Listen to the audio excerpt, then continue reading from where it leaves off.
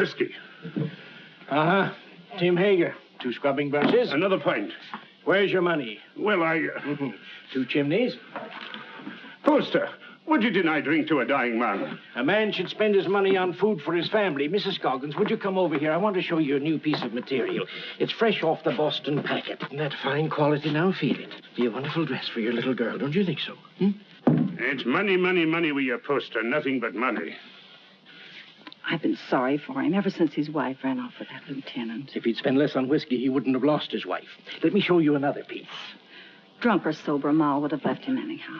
She was that kind. Yeah, how do you like that for quality, huh? Let him have it. Very well, Tim Hager. You'll have your whiskey. But this is the last time... All right, Poster. No preaching.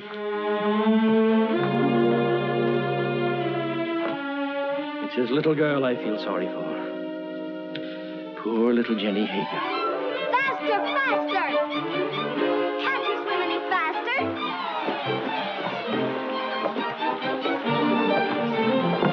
You're not even trying. Faster, faster, faster!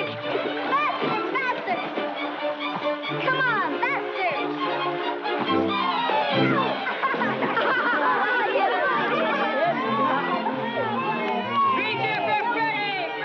Jenny Hager, you made me lose! You always blame it on something. I hate losers. You're scared of the water. I can't swim. You'll never learn till you get out in deep water. But I'm gonna go. Oh, why don't you go help your father in the store? Measure out coffee and count wormy apples. You're no good down here. Go on, Ephraim. You can't swim till you try. Go ahead, Ephraim. He'll drown. I'm scared. Let's pull him out. No. Look, he's scared to death. Then he'll drown. Who cares? What's all that racket about? The Jets, run for it. Poor Ephraim. Poor Ephraim. Off it. Come on, boy. Hey, what's going on here? Good gracious. It's Ephraim Poster. What's he doing in the river? He can't swim, can he? Oh, what happened, Jenny? Those awful boys pushed him in. Poor Ephraim, poor. Nearly poor murder, that's what it is. If it hadn't been for you, Jenny, he'd have drowned. You all right, Ephraim? The boys didn't do it.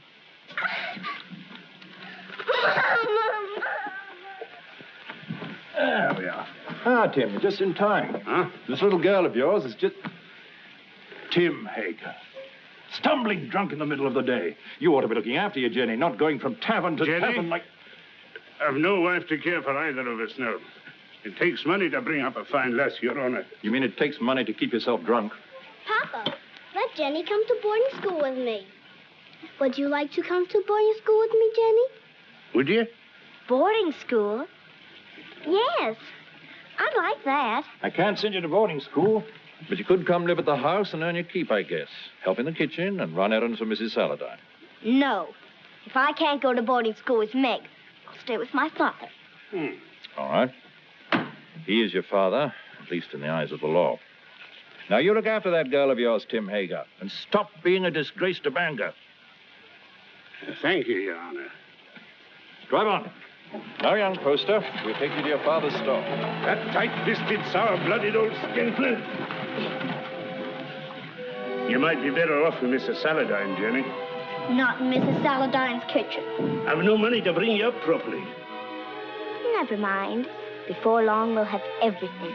Houses and carriages, horses and kitchen maids. All those things, my lass, you're a wee bit young. Just as soon as I grow up, we'll have everything we want. Because I'm going to be beautiful. Empty. Beautiful.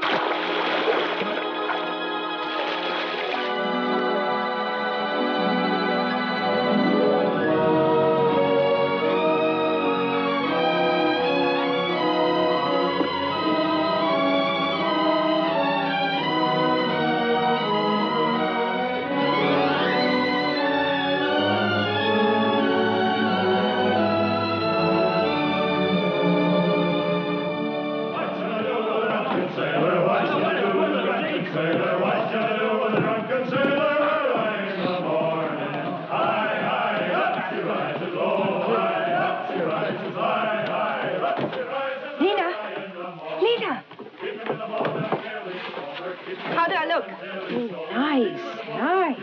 Enough ribbon? Not for me, but the real ladies have different ideas. Oh, get some more color in your cheeks.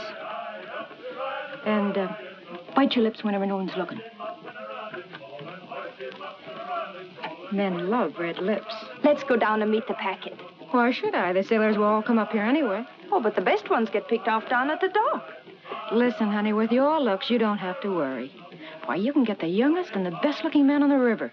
I don't want the youngest. I want the richest. Jenny, that's a recipe for trouble. Don't worry about me. I can handle trouble. I know you can.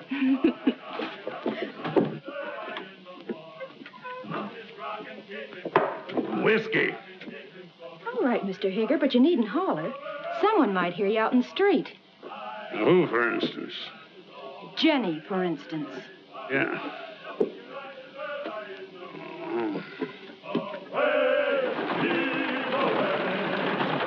Put some life into those men. Come on.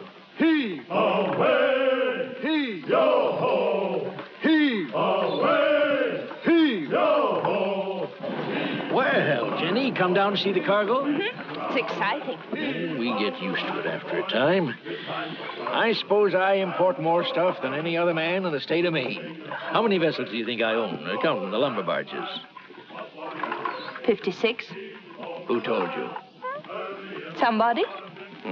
Here, have some tea. Got a handkerchief? Oh, I don't need one. Take a good handful of it there. It's a present. All the lads, all away. All away. The work was hard and the voice was long. The seas were high and the gales were strong. So heave home, my lads, from Holloway to Devon. The sails are filled, our work is done. Yo-ho! I heard the skipper say, leave her, Johnny, leave her. Tomorrow you'll get your pay. Most people think it's easy to get to be a rich man. And believe me, it's hard. Why, when I first came to this town over 30 years ago, with nothing but a peddler's pack on my back, Hey, you! You! Get away from that girl! Hey, you! Wait!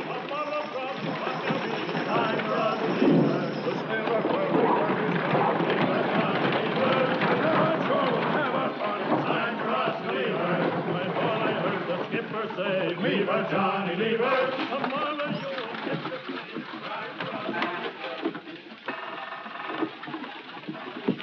Well, I was just saying to myself, I bet my good old friend Tim Hager is sitting right this very minute in the Purple Whale and wouldn't mind passing the time of day with me. Lena? What do you want? A glass of whiskey for Mr. Hager. Sure. Go on, Tim. Drink up. The next one's on me. You'll not tell Jenny? No, of course not. I promise her not to touch it. You're Jenny. You know, she's getting so she wants to boss everything and everybody. She's grown too beautiful for her own good. Why do you always wish to be talking about Jenny? Oh. I don't think I like why you always want to be talking about Jenny. Oh, now wait, Tim. Give him a rum and whiskey. We're not bringing him a Jenny. I know what you're up to. I? Oh, why, I'm just a dried-up old herring. She's too young and beautiful. So's your lad. And you sent him to Cambridge to keep him away from her. Ephraim? Why, he's too shy and scared of her. She's full of spirit. She's for somebody like that first mate. What first mate? Why, What first mate? why, Lewis. My first aboard the Gadfly. He's as handsome as the old Nick, that boy. When I saw him and your Jenny walking away just now, I said to myself, there's a youngster who knows his way about with the women. Where you going? Home.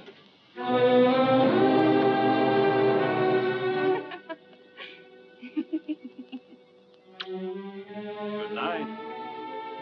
Oh, once I loved a pretty girl that I called Jenny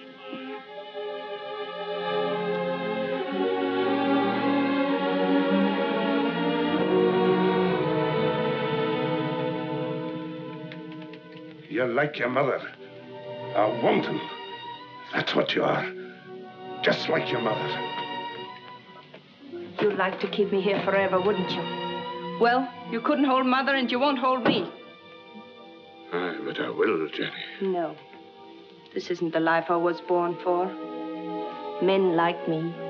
And it's the men who have the money in this world. When a proper man comes along. You'll take him walking in the dark and kill him, most likely. I know you don't want any man ever to look at me. But they do. You lead them on, Jenny. It's so easy for you to turn a man's head. Not with you at my elbow all the time. There have been dozens of proper men ready to take me out of this trap.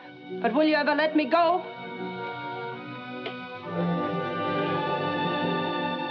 I know Mr. Poster wants me.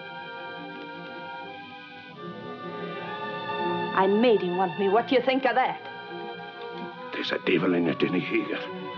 A devil straight from the bad place. And I'm going to whip him out of you. You're going to beat me. This is one beating you'll not like.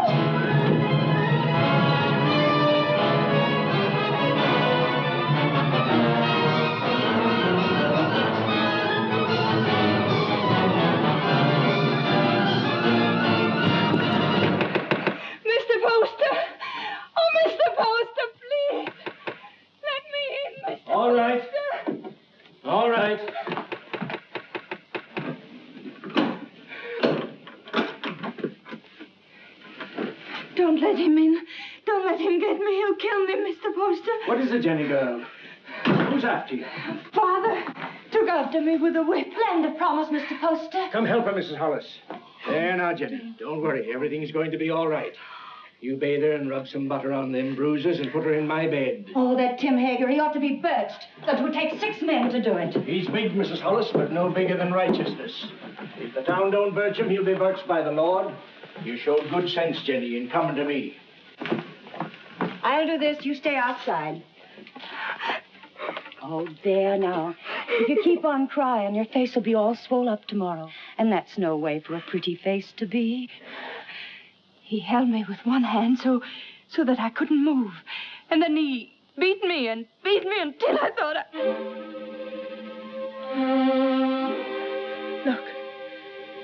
Look at my back. Oh, I can't go back there. I can't. He's going to kill me. You're not going anywhere until you're healed and sound again. Now you get out of these things while I heat up some water. You'll be as good as new and just... Yes, Mr. Poster. Something you wanted?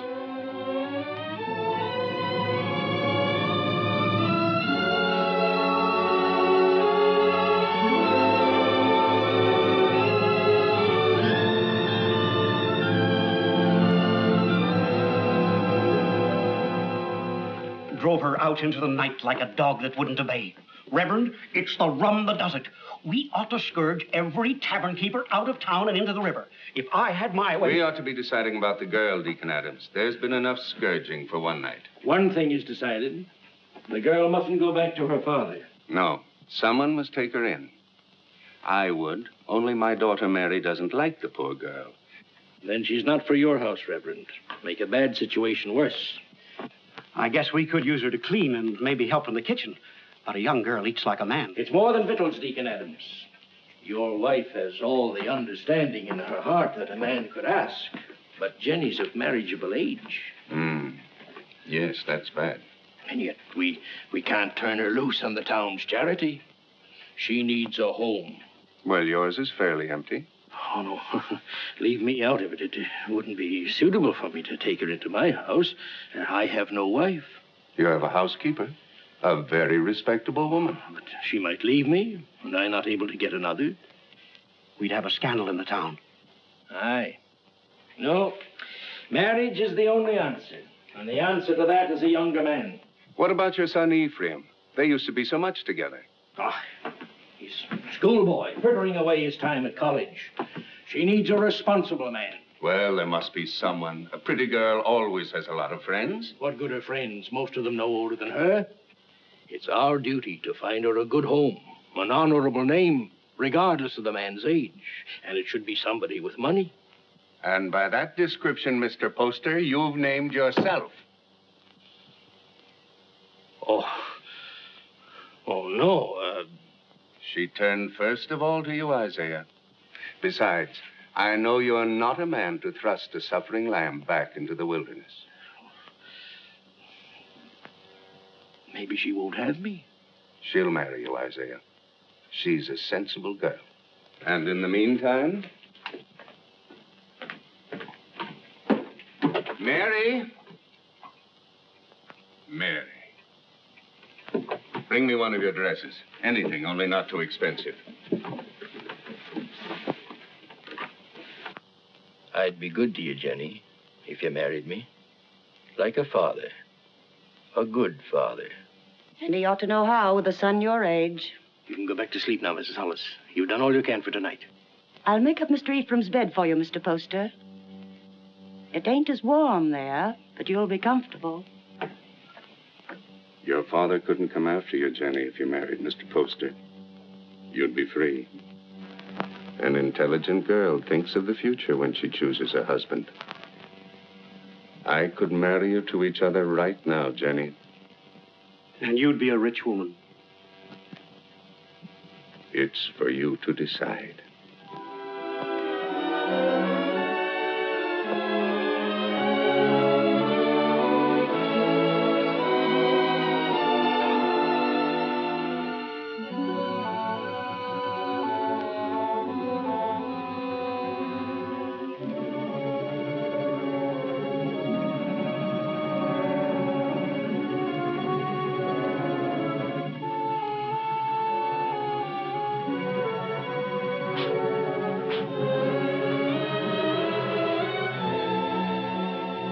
And when my father died, I turned to the only friend I had, Mr. Poster.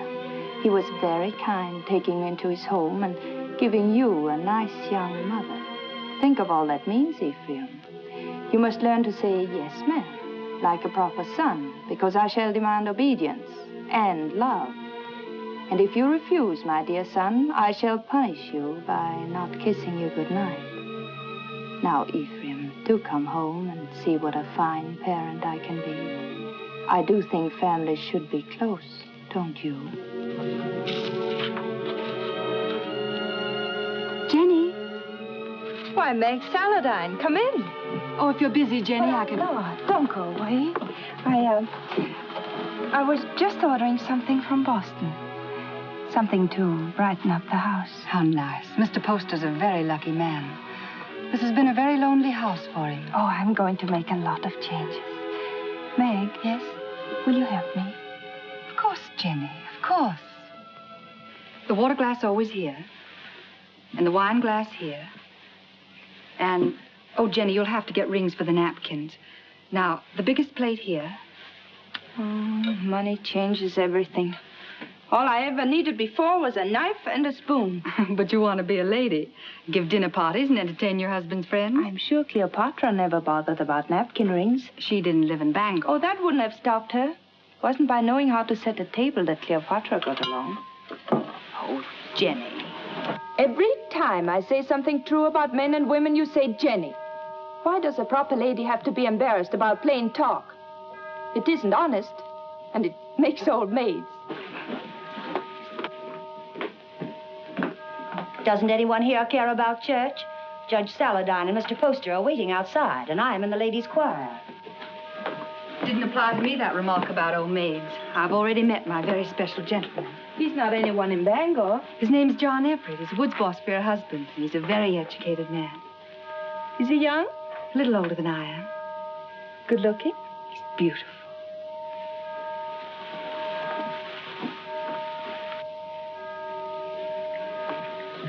Why don't you marry him?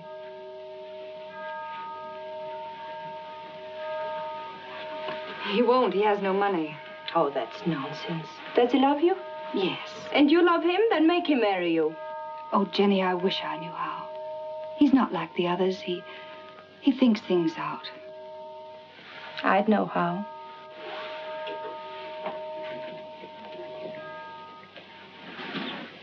I wouldn't give him a chance to think.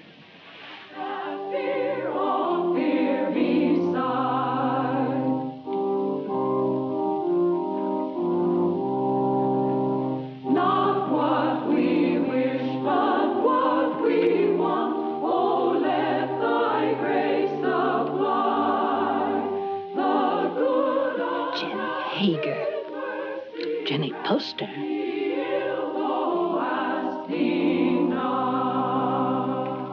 Before me sit the wealthiest families in Bangor. I've seen them before in the privacy of their homes and in their offices.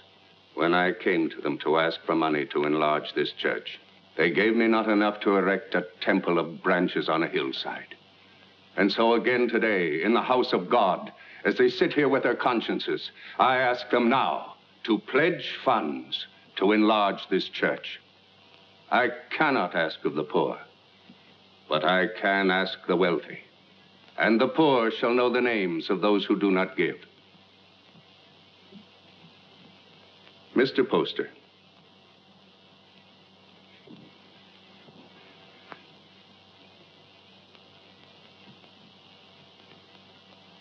Judge Saladine? Mr. Burroughs? Mr. Bailey? Mr. Clayton? This is intolerable. If you have no feeling for your fellow men, at least take some interest in the welfare of your own children. Grog shops and low houses cover every inch of our waterfront. Our wealth is poured into Devil's Half-Acre. And our young men, your sons, have nowhere else to go. Give me a bigger church, and I'll keep them here.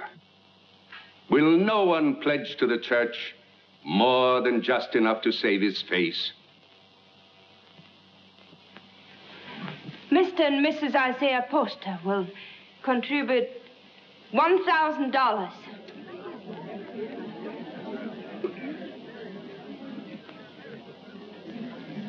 If the men of Bangor won't give to the church, the women will.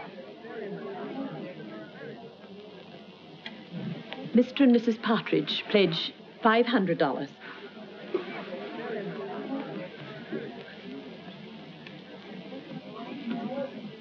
Judge Saladine will pledge $1,000. Jenny, I want you to go on working for the church. A church can endure only upon deeds and not lip service. I'd say her lips had done you enough service. $1,000. If you think I've so much money, you ought to... Stop it, Isaiah. You're the luckiest man in Bangor. Oh, Mrs. Poster, I'm so glad to see the younger members taking an interest in the church, and I must apologize for not calling on you directly after you were married. That was a wonderful contribution, Jenny. He's a wonderful husband to let me make it. Good morning. Good day, Reverend. Good day, Reverend. Good morning. Good morning. Good morning. Tain't the money of mine, but I'd like to know what you're doing with it before you do it. I gave the money because I hate grog shops and what they do to people.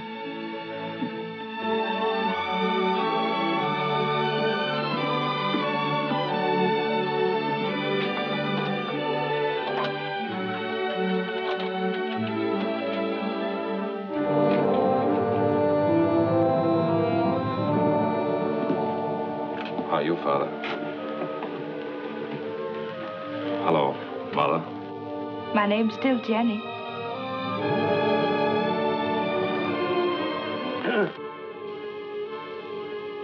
You came home, did you? I thought you'd be on your way to England or somewhere by now. Oh, England is full of architects. I knew you'd come home. Isaiah told me he sent you money to travel for a while, but I didn't think you would. I came close to it. I didn't know whether to mind your letter or mind his and go away. It's easy to see which one you thought more of. Now, why do we stand here? Let's go in around.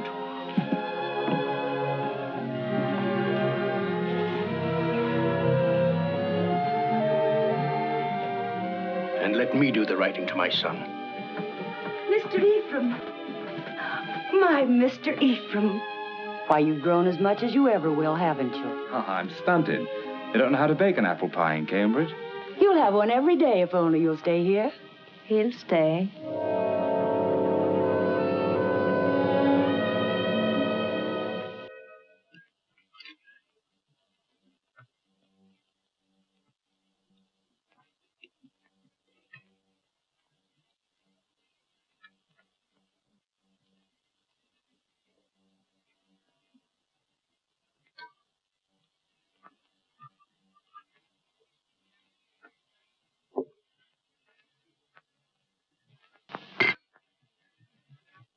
You'll find little to keep you in Bangor, Ephraim.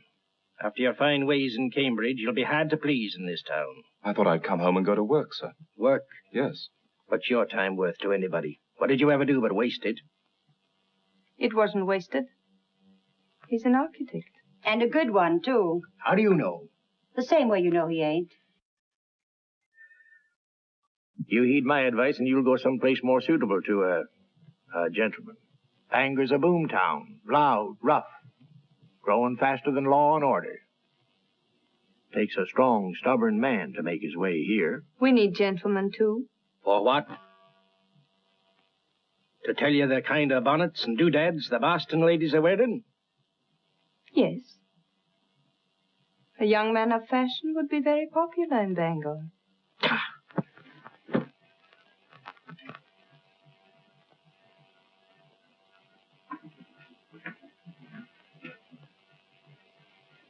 I'll join you later. Well? Yes, Father. But you said yourself that Bangor was a boom town. Fortunes are made every day. Rich people will want fine houses. You heed what I said in my letter. Travel a bit. What makes you so angry with me? All I did was to come home. I get angry at you because of your ways. You think I don't know how you've been spending my money. Hard drink and easy women. I know your kind. Isaiah, you shouldn't upset your father. I'm sorry. All right, Father, I'll go away. If you really want me to. I don't think he does. You want your son to live at home, don't you, Isaiah?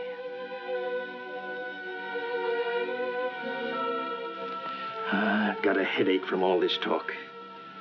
I'll lock up. It's time we all got some sleep.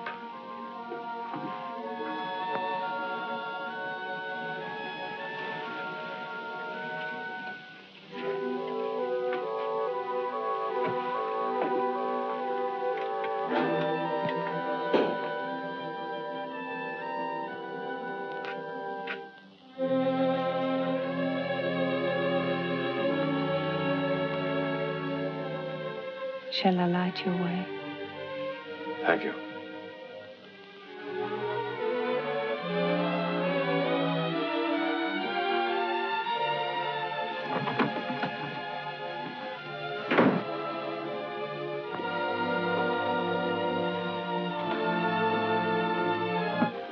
It's been a long time, Ephraim, hasn't it? A long time, a lot of changes. Did you really like that kind of woman? That kind he spoke about? I'd rather not talk about it, Jenny. I used to see them near our house before I came here. I used to watch them and wonder about them.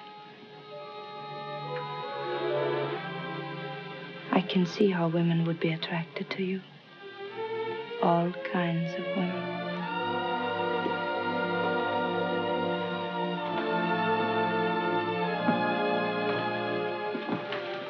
Good night, Ephraim.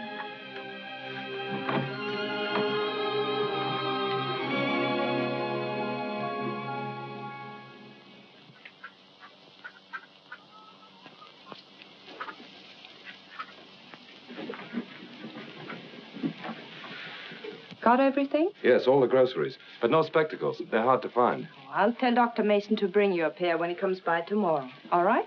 Oh, please, not Dr. Mason.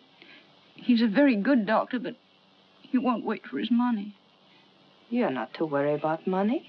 Your husband worked for mine for a long time, and if Mr. Poster wants to send you a doctor and a pair of spectacles, it's his privilege. Mr. Poster?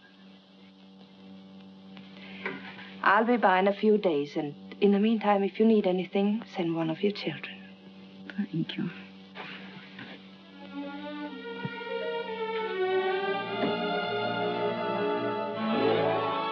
That's the way to hold your place in the town, Ephraim.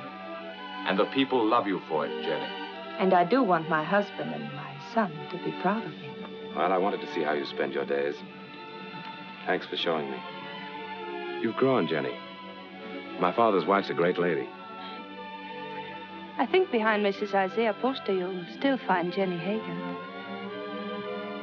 Do you remember Jenny Hager? Oh, that little ruffian?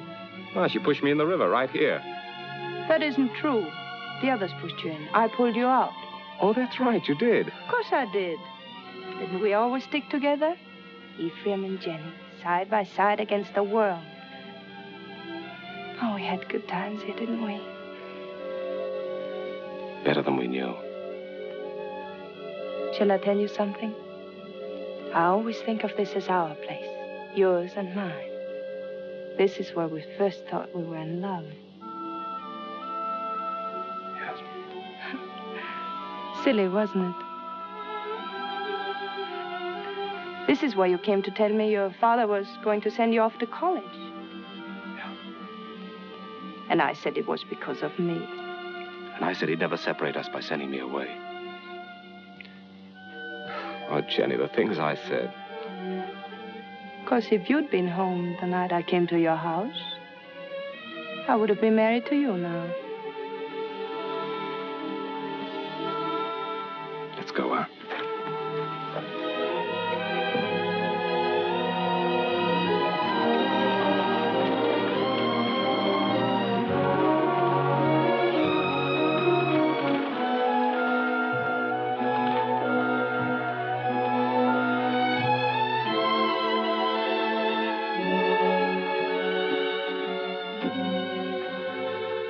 Come into the store and wait on me the way you used to.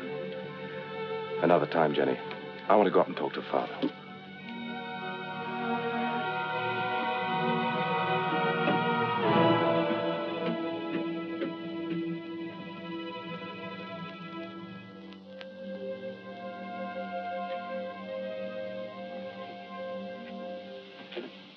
Hello, Father. Be with you.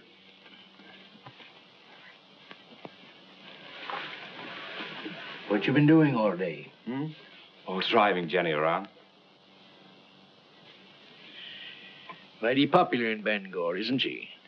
She does a lot of good. Spends a lot of money, you mean? If you really minded, you could put a stop to it. You're very happy with her, aren't you? Yes. Father, I'm going to take your advice. Bangor's no place for me.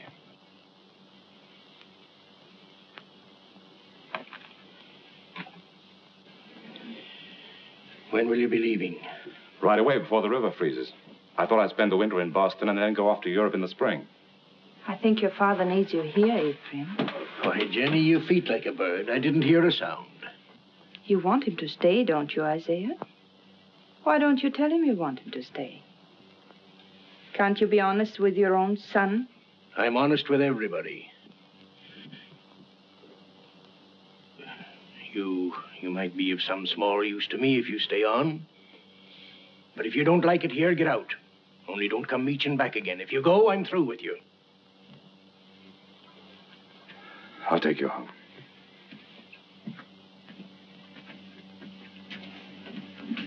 Don't work too hard, Isaiah.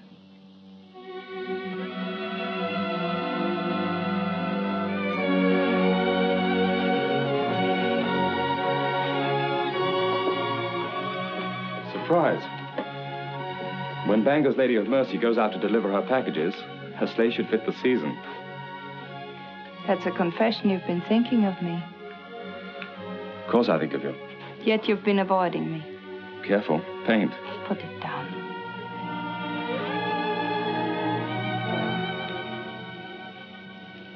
You leave the house early and you come home late. You never walk into a room where I am unless someone else is there. Why? Jenny, we shouldn't be standing out here like this. We might just as well be out on Main Street. Anyone could pass by. They wouldn't think anything wrong of it. You wouldn't. If you weren't thinking of me as you do. Jenny, you're married to my father. And his son loves me. He's been so good to both of us. His son has always loved me. I should have gone away. But you couldn't. Because you love me. Yes, I've loved you since before I knew the meaning of the word. The day I came home, the time you kissed me. The moment I said I'd stay here, I've loved you and loved you and loved you. Jenny! Jenny!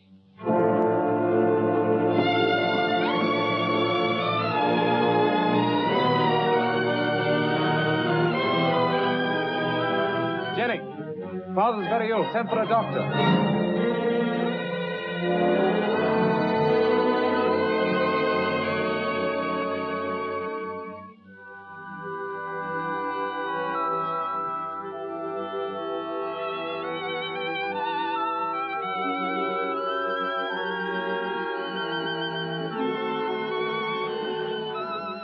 Jenny. Yes, Isaiah, I'm here.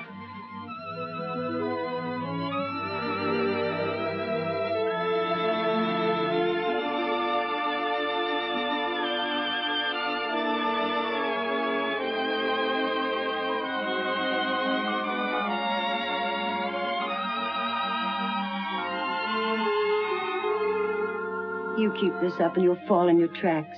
Go to bed, child. Get some rest. No, I'm strong. Stronger than you think. I'll be all right.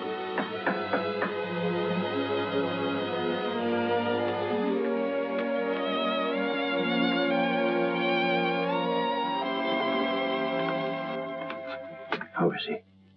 Just the same, sir. Is there any possibility of speaking with him, Jenny? There's trouble in town. Dr. Mason says warm weather might bring him around. But that's a long way off. We're at our wits' end. There are too many people in town, too much idleness. Did you hear the shooting last night?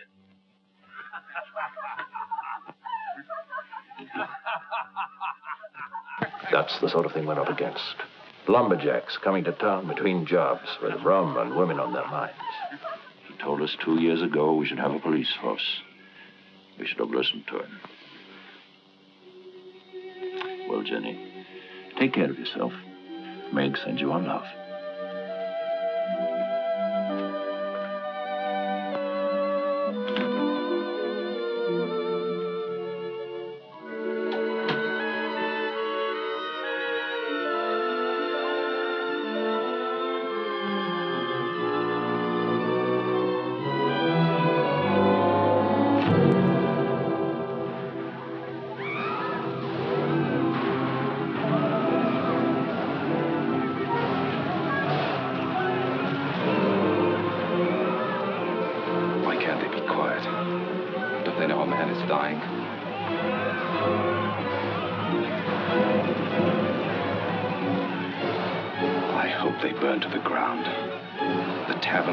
And the people in them.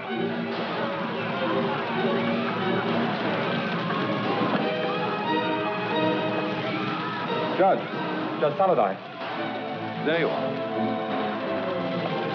Ephraim, I want you to ride to your father's number 3 camp. Tell him we're having a riot, that we need every man down here to keep order till the militia come in. I can't leave the house. That Tempest girl stole a lumberjack's wallet. And the drunken fools are firing every tavern in Devil's Half Acre. I can't go now. Didn't Dr. Mason tell you about Father? Your father's only one man, Ephraim. We're trying to save the life of the town itself. What do I care about the town? Maybe it needs a good fire to clean it up. He'll go. I'll stay with your father, Ephraim. Hurry, Ephraim. We need those men.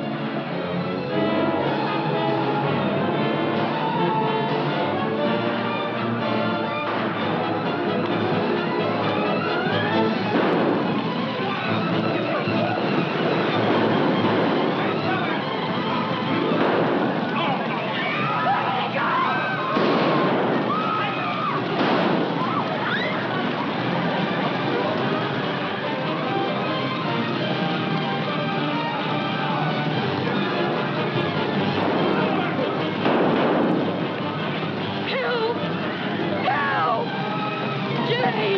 Jenny! Let me go! Let me go! Help!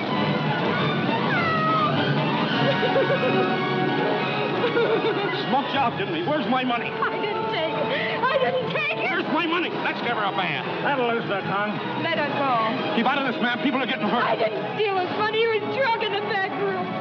I only came in to take away the glasses. Anyone might have been there before me. It had to be mighty fast to get in a man's pockets before you. $100 a whole winter's work. I say dip her in the river. Come on, what you do with it? Oh, Jenny. Let her go. I'll give you the money. You're Mrs. Poster. Yes. It's nice to meet the gentry, ma'am. But I'm not so sure I'll be happy just to get my money back. We want to know what's going to happen to her. Since I'm giving you the money, it's my right to decide that. Why do we gibble and gabble about it? There's the girl, there's the river. Let's give her a bath. Wait. We'll be waiting for your store to open in the morning. The money isn't there. We're coming up here and collect it.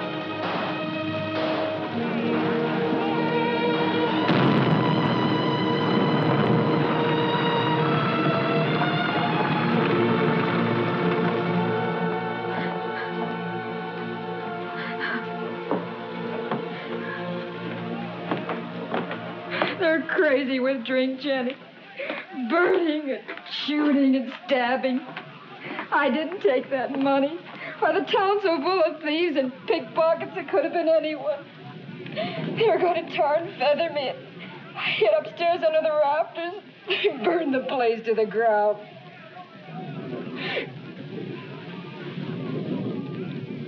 If I'm to go up to Camp 3, I better leave now. I want to be back in the morning.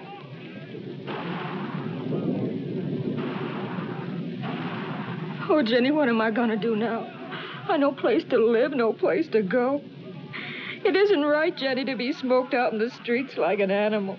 I don't want you to worry about it, Lena. I want you to rest. Lena, do you remember the house I used to live in?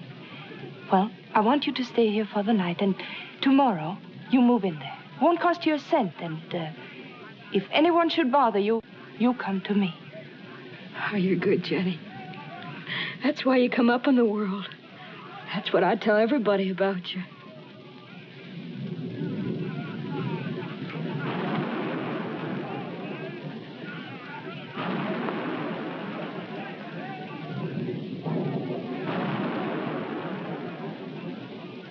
Jenny, you're wonderful.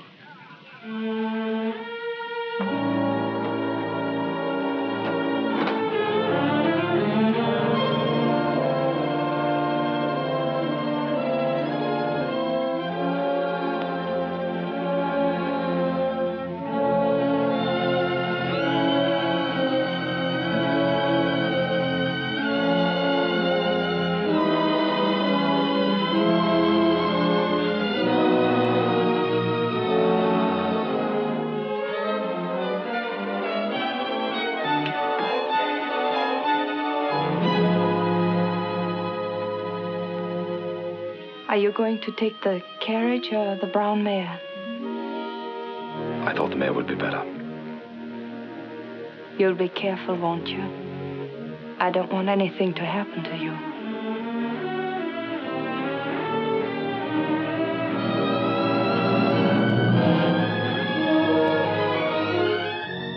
Mrs. Poster? Oh, Mrs. Poster?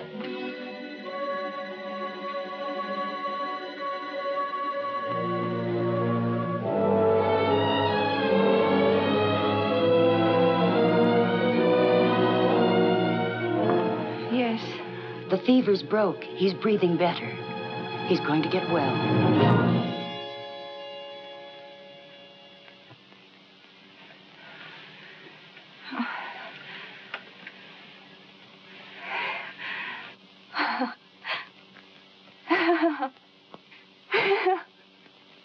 Jenny, my poor child. You've been so brave. But you mustn't break down now. You mustn't.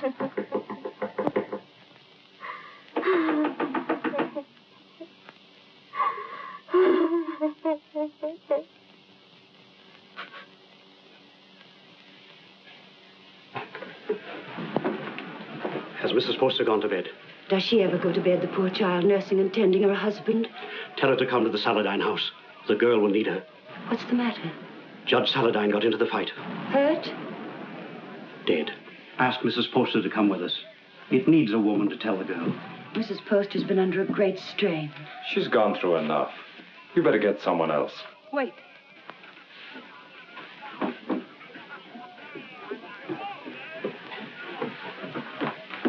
Pack my things and send them to the Saladin house. I'll be spending the night with Meg.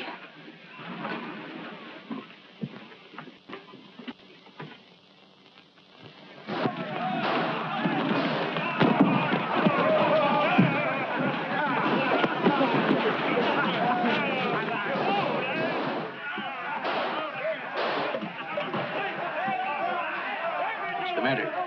You squeamish?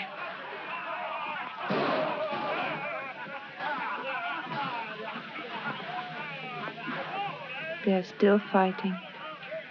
Can't someone ask for permission to bury the dead? I did. So we all sit about and wait for the liquor barrels to run dry. The loafers and drunkards have taken over the town. And for 3 days, a man like Judge Henry Saladin can't be carried to his resting place. There's a fine victory for rum. Don't talk like a fool. When those woodsmen come in from the timber, they want some excitement after the winter's work. You take away their pleasures, they'll go to work in another part of the country. Which only proves that we've got to have a police force. Some sort of city government, that's all. You've been too tolerant a man, Isaiah Poster. Too interested in lining your pocket. When my lumberjacks come down from the hills, they'll patrol the town till we get him decently buried. Why don't you lie down for a while? You worried about me, Jenny? That you'd found out what kind of a tough old tamarack you'd married.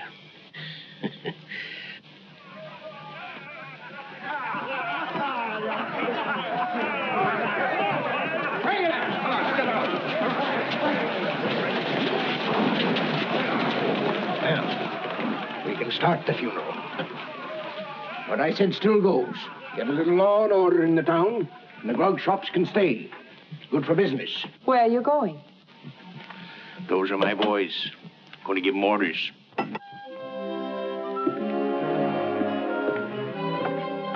Look. Oh, Isaiah, are you hurt? You all right, Mr. Poster? Yes. Now, John, I want you to take some of your men ahead of the funeral procession, put some alongside and some at the rear. Keep it all as quiet as you can. The funeral should seem peaceful. Jenny, this is John Everett, my wife. You're Mrs. Poster? She sure is. How do you do? John. I thought I heard your voice.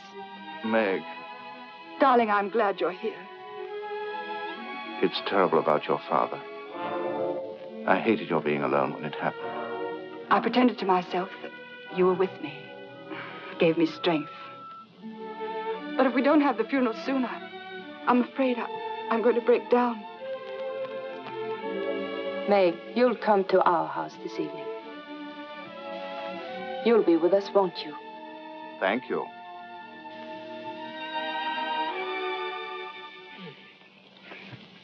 No, those aren't my after-dinner pills. These are from my spleen. Let me look again. I'll find them in a minute. And bring a glass of tepid water. Yes, Mr. Poster. Shall we go into the parlor? No, Jenny, leave them alone. You know how young folks are. John has to go back to the camp in the morning. Go back? Yes, of course. Darling.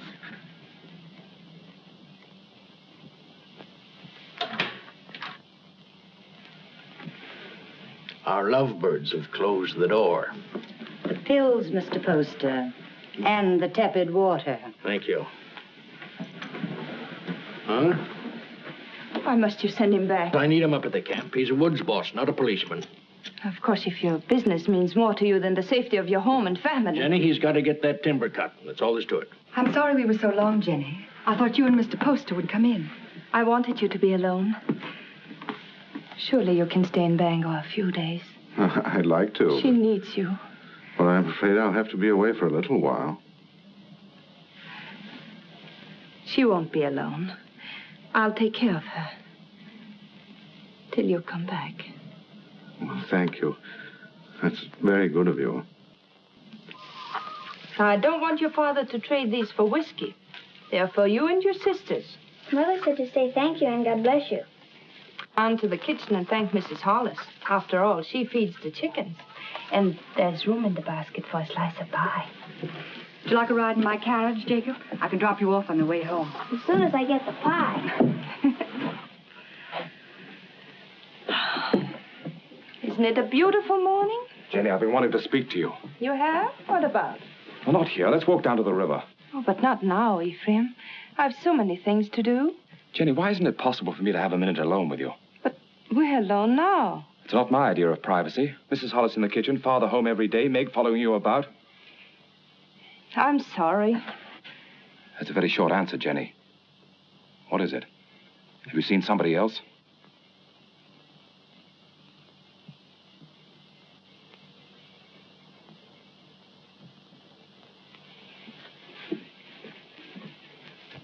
They stole nearly 10,000 feet of first-run pine. Where? Upper Big Bend. And there's not a trace of who did it. Mr. Poster, unless you get the law to step in, there won't be a choice tree left in that whole section. Law. I own that land, and I'll make my own laws. I've got to make a trip up to the hill countries. Timber pirates. I want you to come with me. Me? It's time you saw what pine on the stump looks like. It's my business, and you ought to learn it. Come along, I'll get you something to eat. Thank you, sir.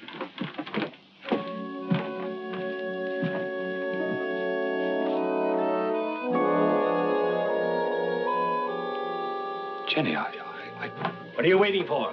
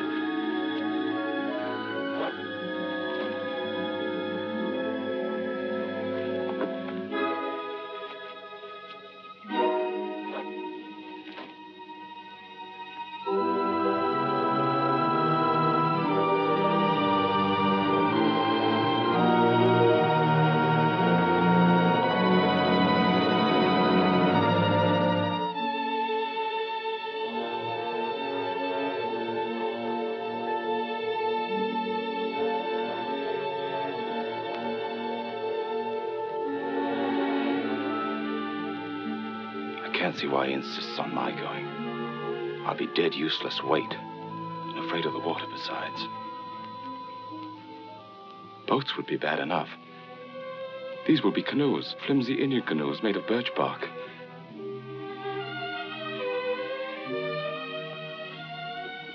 Jenny, I can't admit to him that I'm frightened. Tell him not to take me along or not to go at all. I told him I wasn't cut out for that sort of life, that I'd be more of a burden than a help. But he's so stubborn, Jenny. How long must he live, Ephraim?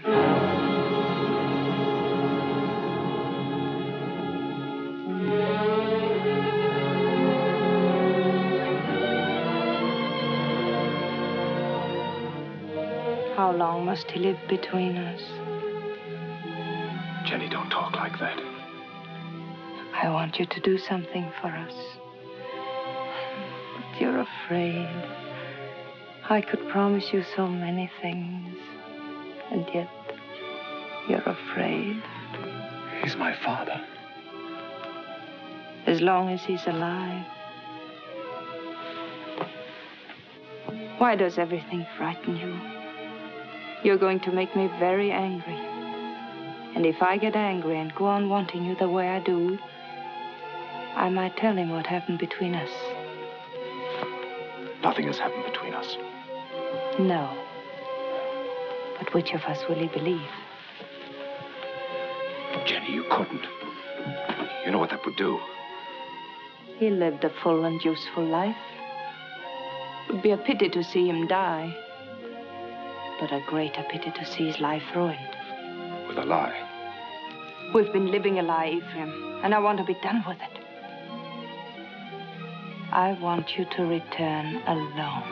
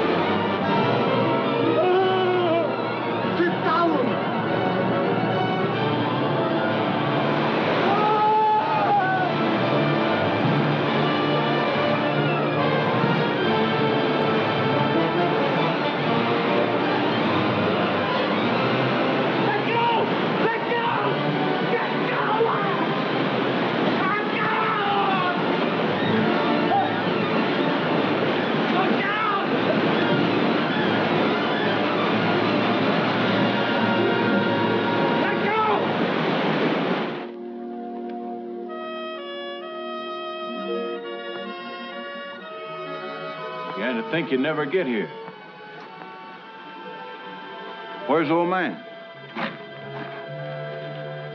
Where's your father? What happened?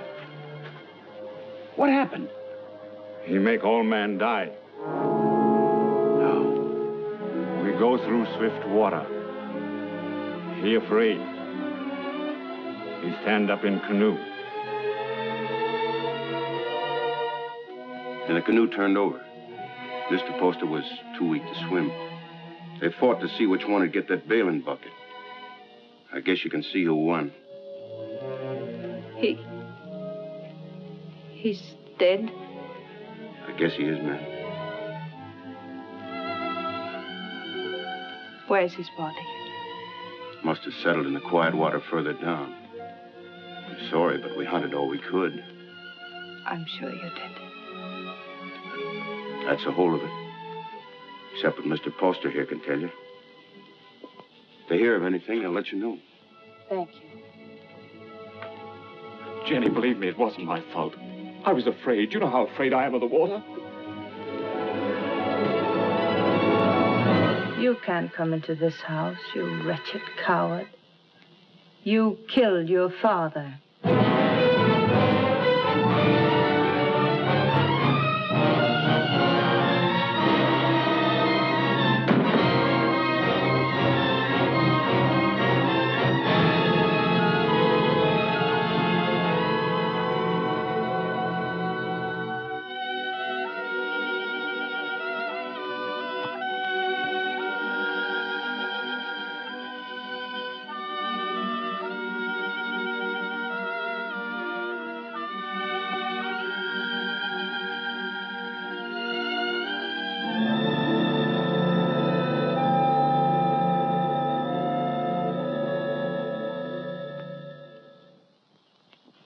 My husband was a fine businessman, but it never occurred to him to provide for the handling of his fortune after his passing. Well, there'll be no cold, unfriendly bang telling my woods bosses what to do. No disrespect intended, Mrs. Poster, but it's a man's world we live in up in the woods, and we don't rightly see how a woman fits in. Duncan's right. Right, man. You'll go right on living in your world without interference.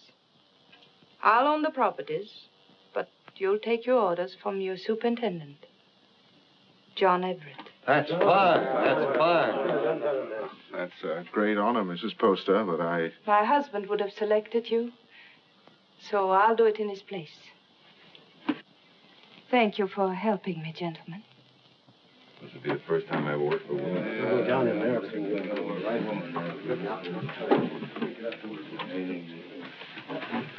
Until this meeting, I thought I was very much alone in this world. Mr. Poster was a fine man. It'll be an honor working for his lady. We won't give you any trouble, Mrs. Poster. Good day, ma'am.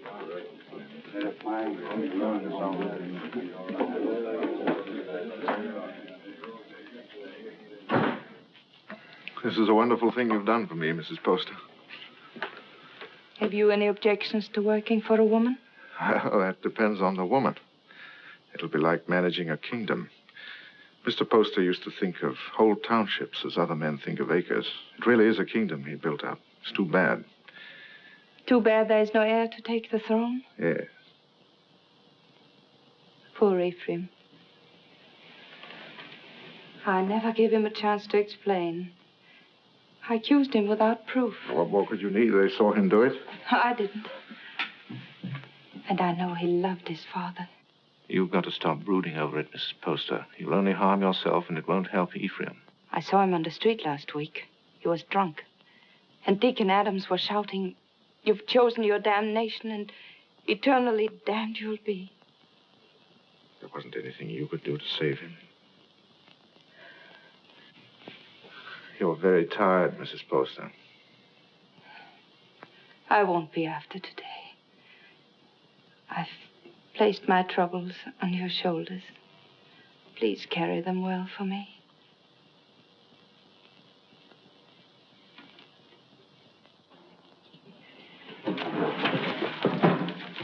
Meg, Jenny spent all morning getting them in order.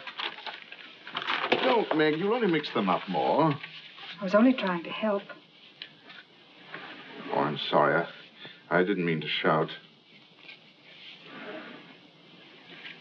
You're tired. In every bone, driving timber was nothing to this. You might as well have remained in the woods for all we see of each other.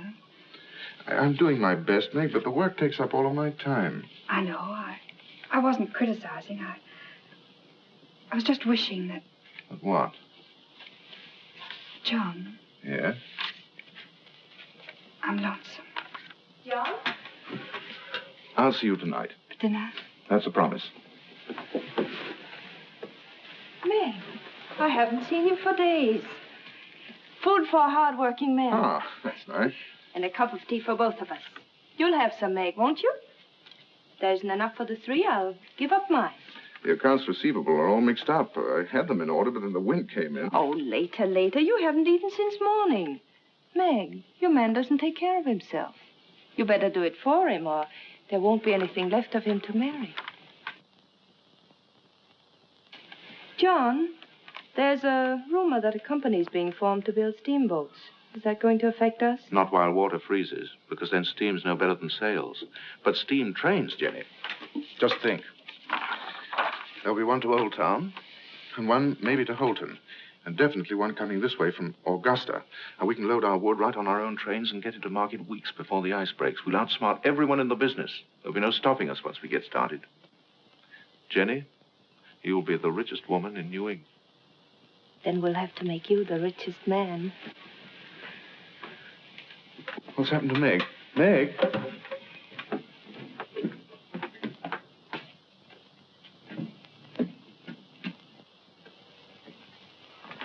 I ought to be kicked all the way up and down Main Street for the way I treat her.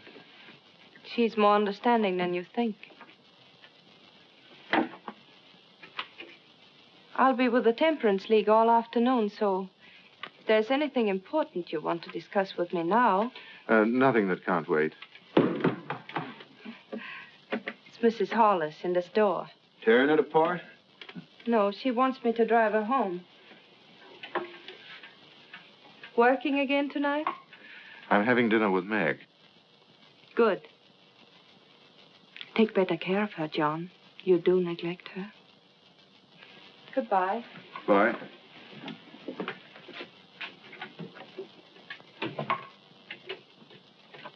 Camp 3. Thank you.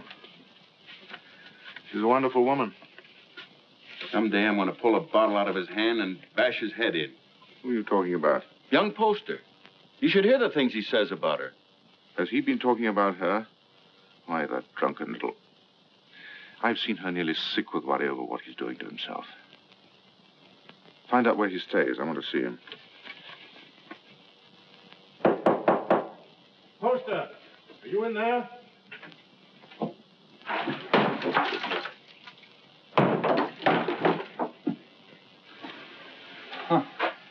I must be making trouble. Much more than you're worth. I'm worth very little. What happens to me now? Did you beat me up yourself or some of the boys outside? Come in. Drinks for everybody. No witnesses. I had witnesses when I killed my father. That made her very angry. When did you last eat? Other. I like it. She hasn't got you hooked already, has she? You'll kill yourself drinking all this stuff without any food inside you. Come on, let's get something to eat. You're doing me out of my dinner. She doesn't know I'm here, and she didn't tell me anything. That's a lie. No one does anything unless she's back of it. I knew what was going to happen. I was afraid of her. I wanted to leave. She didn't have to worry about that. I wasn't man enough to run away. You in love with her? I happen to be engaged to someone else. What difference does that make? Jenny was married to my father. She told me one night she'd marry me if he died. You don't believe a word I say, do you? You're like everybody. No one will believe me. Go on talking. The night before we were due to start, she made love to me till I was nearly crazy. You don't believe that either, but it's the truth. I've always been scared of the water. Even when I was a little boy. Jenny knew that. I was scared in the canoe on the trip, and I couldn't couldn't eat or sleep anyway from thinking of her. I only remember being in the water with a bailing bucket holding me up, and somebody grabbed for it. I beat him off till he sank and drowned. I didn't know who he was.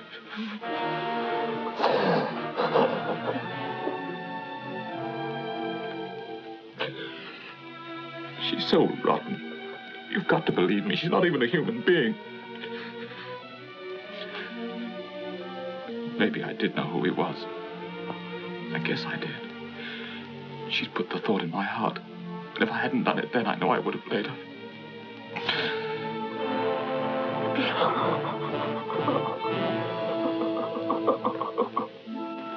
I don't know what you're talking about. You didn't make him love you? But of course I did. He was my husband's son. I wanted him to love me. That isn't what he meant. Was he sober when he told you that? Jenny, don't you think I know when a man is lying? Before he talks very much more, you better prove that you had nothing to do with him. Prove? To whom? To the town. The town. Is that what you want? Come back with me to his shack. I want you to face him. Now. But... the rain. You know what happens to the roads in the rain? Yes. They get very muddy. But they don't change their direction. Good night. Oh, no. It isn't that I'm afraid. You mustn't believe him. Please. All right. I'll go.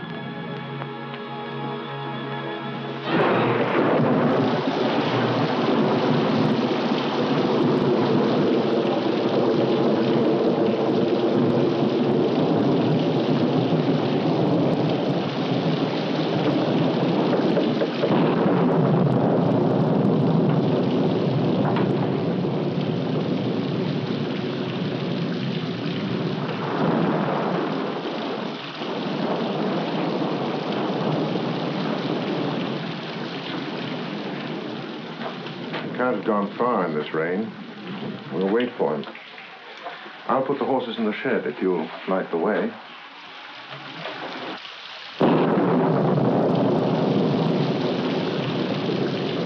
See if the shelter's clear.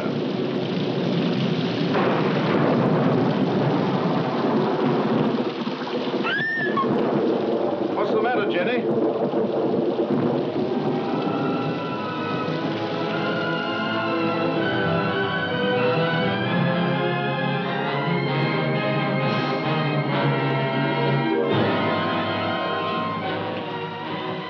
Don't look, Jenny. I did that. I drove him out. Jenny. Don't say I didn't do it. If I would have said one word to defend him, others would have listened. I killed him. Didn't I? Jenny, please.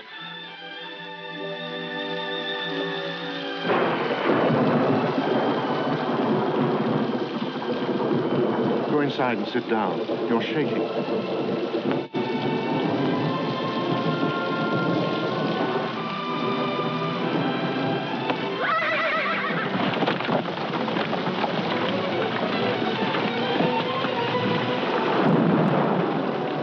What was it? What happened? They were frightened.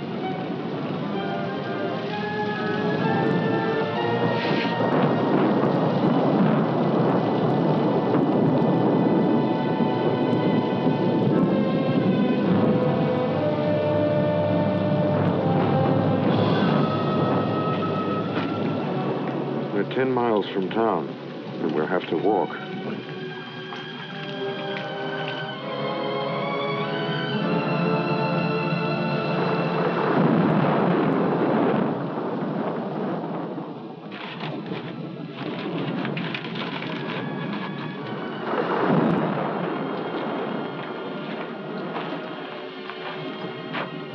I can't understand how Ephraim could have done a thing like that.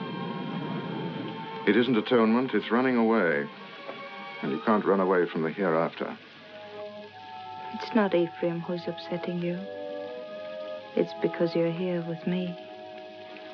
Well, aren't you worried about your reputation?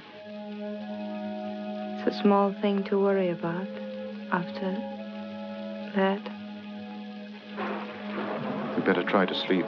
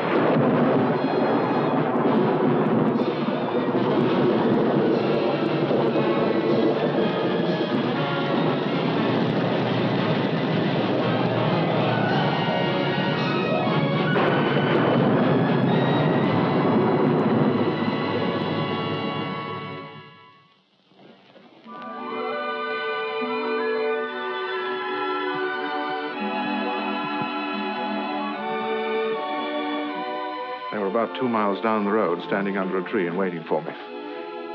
And the carriage? Just a broken axle. I can fix it in an hour.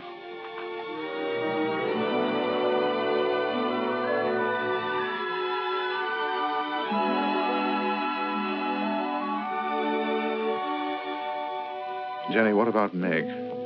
She won't try to hold you. I know, but to stand up to her and tell her that I love someone else. You won't tell her. A big, clumsy thing like you. It's a woman's job. Oh, no.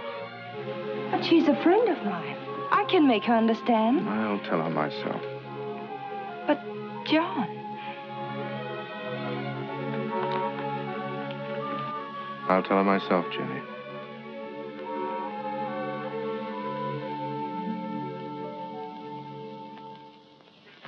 It must have been the storm.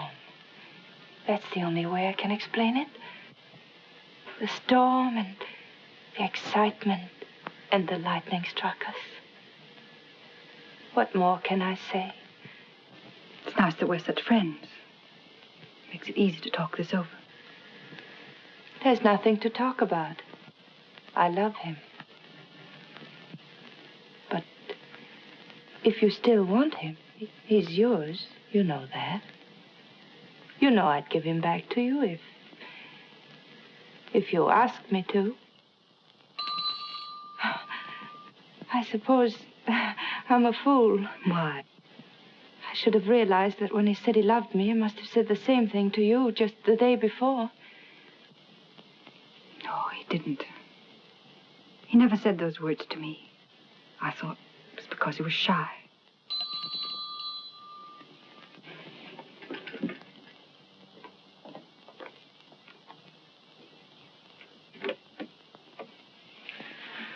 Hello, Meg. Come in. I just wanted to explain why I didn't come to dinner last night. Right after you left the office, Alex Duncan came in.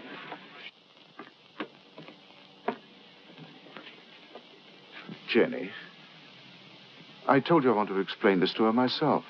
I didn't think you should. I'll be waiting for you outside.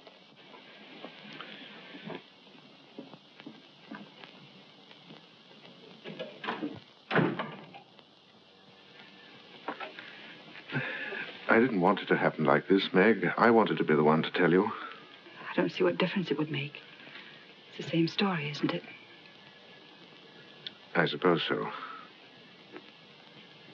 When will you be married? Right away?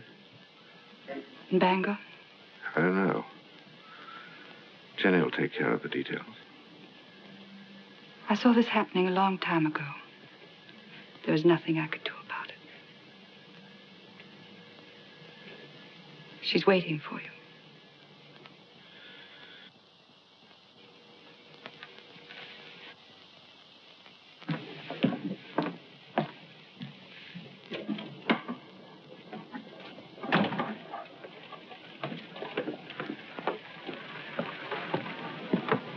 Jenny, how could you do a thing like that? I thought if you came here alone, you wouldn't come back to me.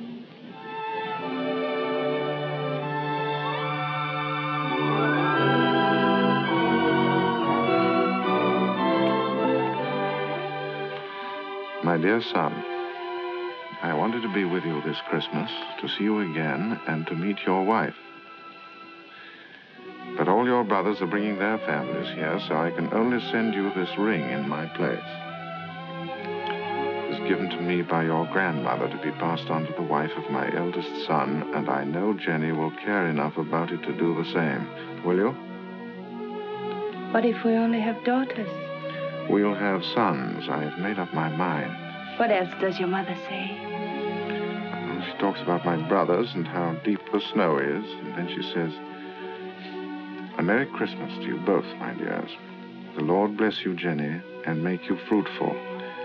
My arms ache for John's first boy." Your mother must be a wonderful woman.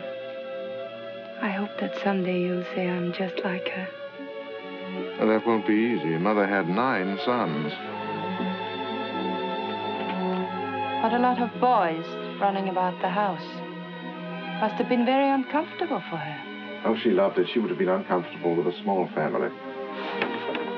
The Everetts run to numbers. Tell me about your brothers.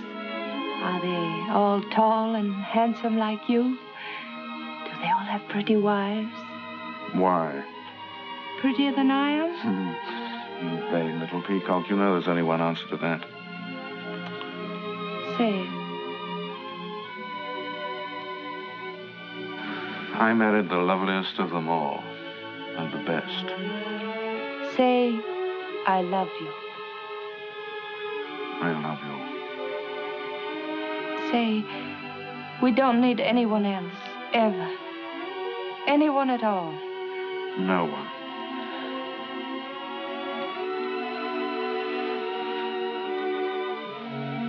I always lose happiness. I can't seem to hold it. Keep me happy, darling.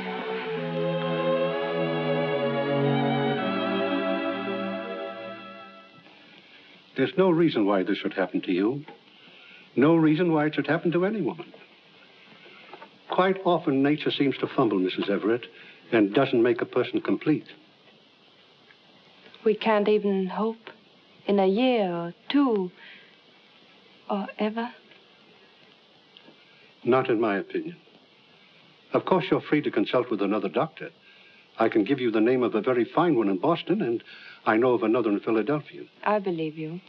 You mustn't decide, my dear, that the future's altogether dark and empty. You can adopt a child, you know. It should give some release to your normal womanly emotions. I want a child of my own. You won't talk to my husband, will you? I'll tell him myself when I think it's the right time. Of course. You see, he wants children. He's very fond of them.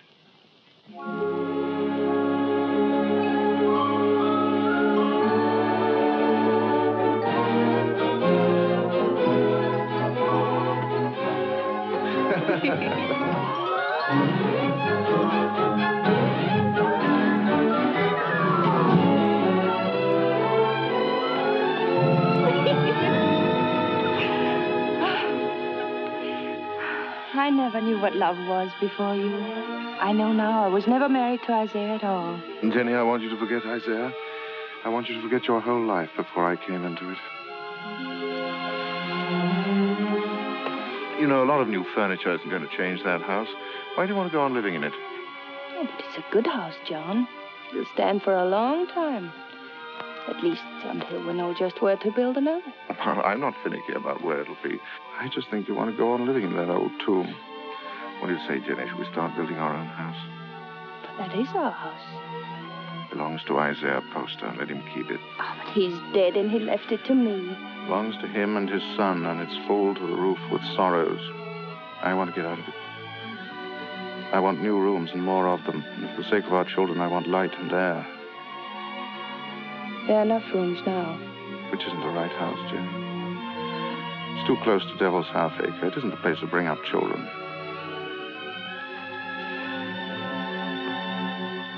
There won't be any children. Nonsense. Is it? Ask Dr. Bailey. He'll tell you.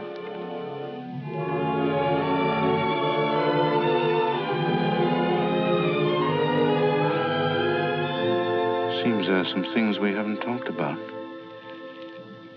When did you learn this? Some time ago.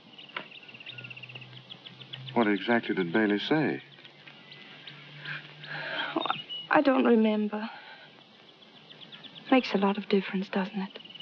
How do you mean? Between us. Doesn't make any difference at all. There are many things a husband and wife can live for. I wonder what you'll think in a few years from now. I'll think that you're more beautiful than ever, and that I love you very much. Oh, look. There's Lincoln Pentridge. He's a great man. He has special powers.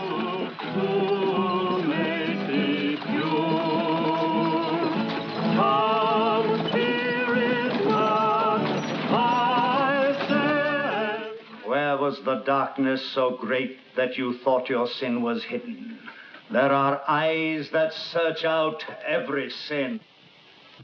There is a tongue that will accuse you on the judgment day. There is a hand that is terrible in its strength.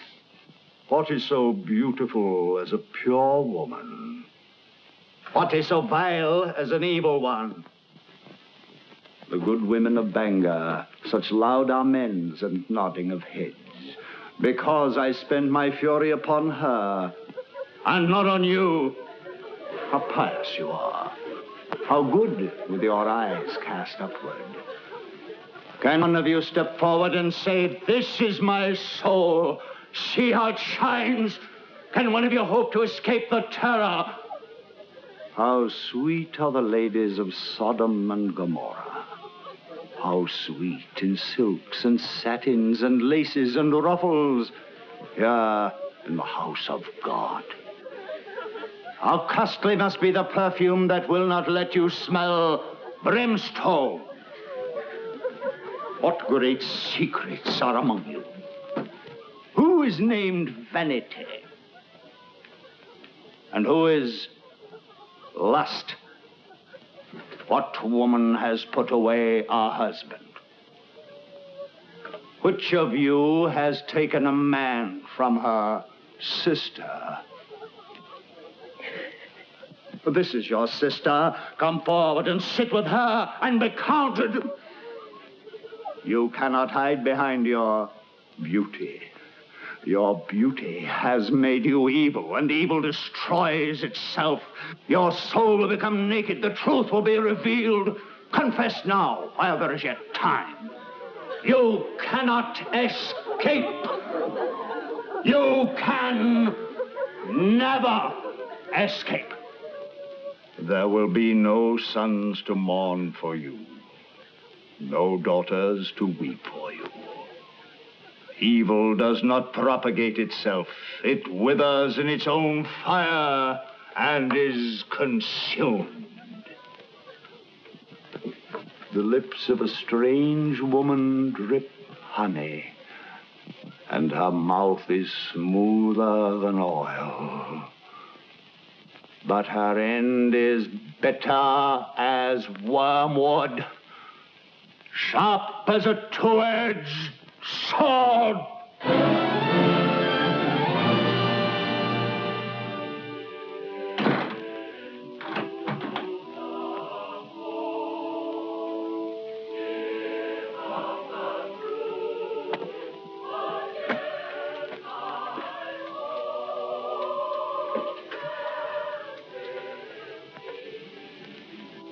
What's the matter, Jenny? I want light. It's so dark. Why do you go to those meetings? It's not like ordinary church going. You come home exhausted and afraid. He was talking to me.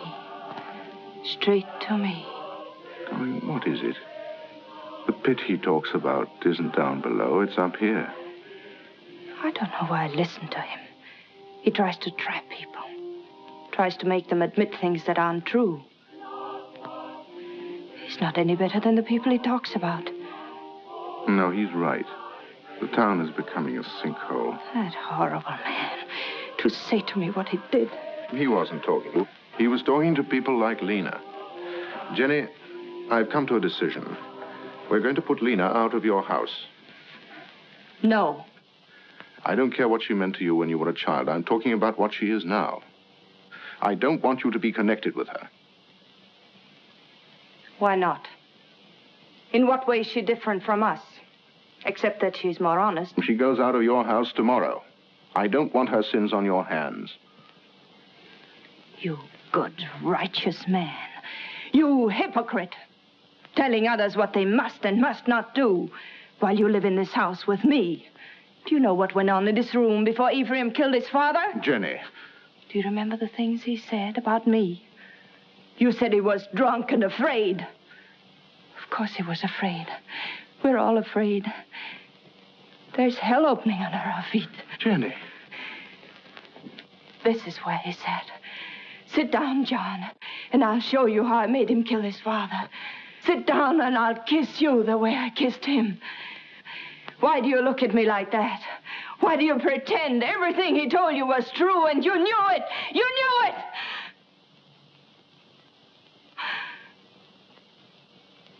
Oh, I don't know what I'm saying. Oh, I'm sorry. I'm sorry. Go to bed, Jenny. Please go to bed.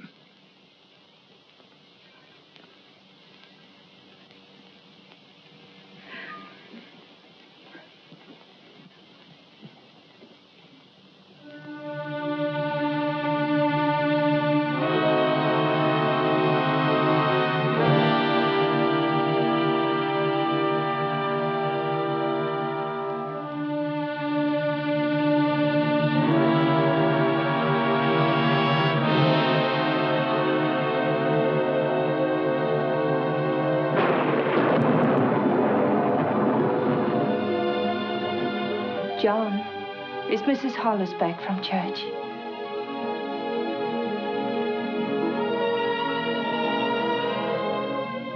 John, it's time for bed.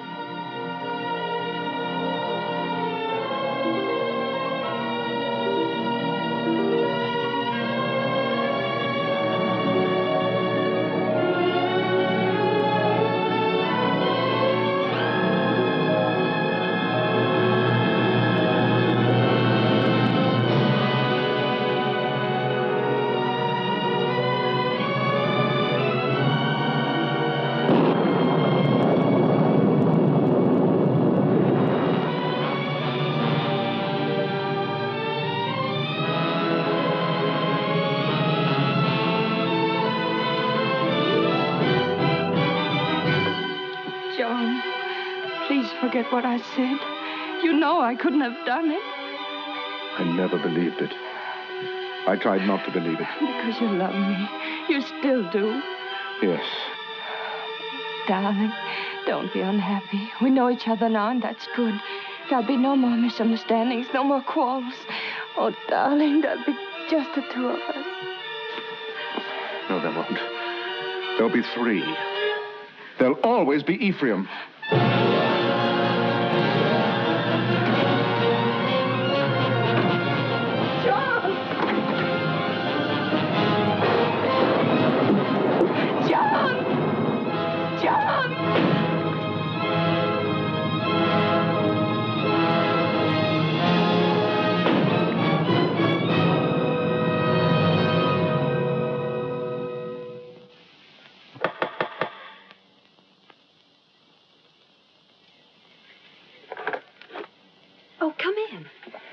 Mary, I'm looking for Mr. Everett. I thought he might be with Reverend Thatcher. Father isn't here right now, but if you'd like to wait... Oh, no, thank you. I have no time.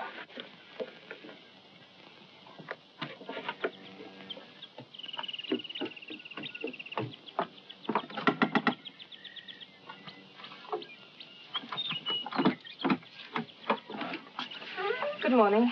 Is Miss Saladin home? No, Mrs. Everett. She went out. Oh. Has Mr. Everett been here? Oh, no, I haven't seen him. Thank you.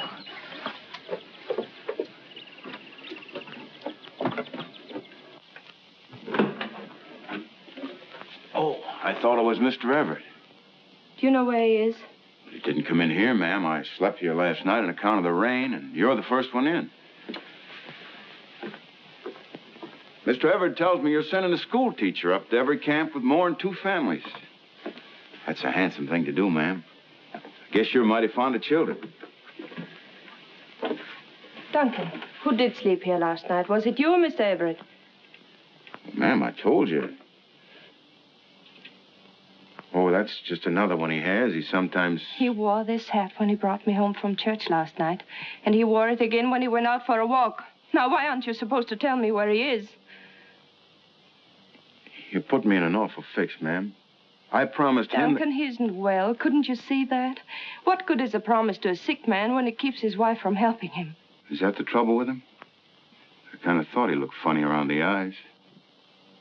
Where is he? Well, I'm not telling you, mind you, but that'd be the wrong kind of hat to wear up in the pine country. Where in the pine country? Fire watcher's cabin. Indian Hill. When will he be back? I don't know. 2, 3 days, I guess. Said he wanted to go up there and think a while. Oh, I got a loose mouth. That's my trouble. Makes 2 people I told where he is. Who is the other? Miss Saladin. Miss Saladin. Came in here about an hour ago and dug it out of me just like you did. Said she saw him last night alone. Acted like something was wrong. Next time he trusts me with anything, it'll... It was very good of you to come up here, Meg. But there's really nothing you can do to help me. No one can help me but myself. My whole life with Jenny has been the act of running away. I ran away from the woods where I belong. And again, I ran away from the truth when Ephraim tried to tell it to me. I forced myself not to believe him. I understand. If you had, you never would have married Jenny. No. But this time, I'm not running away. Right or wrong, my place is with Jenny. I love her, and I'm going back to her.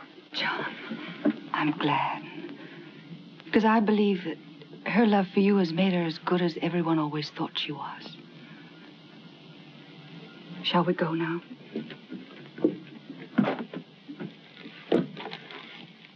Jenny will be anxious.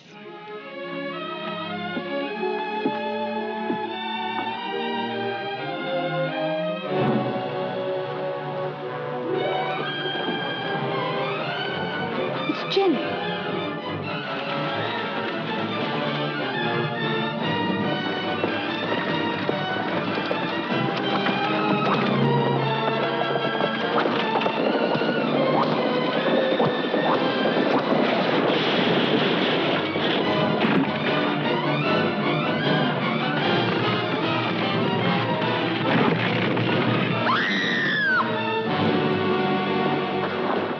Jenny.